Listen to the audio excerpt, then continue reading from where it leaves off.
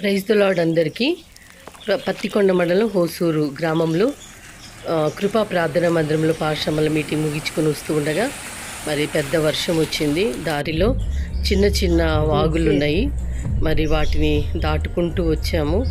నిజంగా వాటిని దాటుతుంటే సంతోషంగా ఉంది, కానీ కొన్ని మరి ప్రమాదకరమైన ప్లేసెస్ కూడా ఉంటాయి.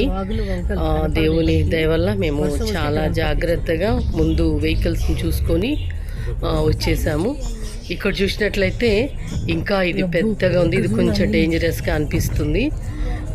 మొత్తానికి చూడండి, అమ్మో ఎంత వాటర్ కదా.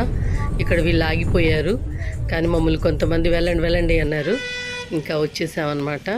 ఇక్కడికి వచ్చిందో ఇది కొంచెం పెద్దగా అనిపించింది. అవతల కాలువ ఉంది చూడండి, వెనకాల బస్సు వస్తుంది అని ఆ బస్సు వెళ్ళిన తర్వాత మేము రావడం బెటర్ అన్నట్టుగా ఆగున్నాము. బస్సు వెళ్ళిపోయింది.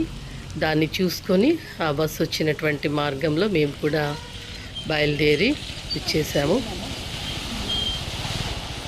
చూడండి, అందరూ ఆగి ఉన్నారు.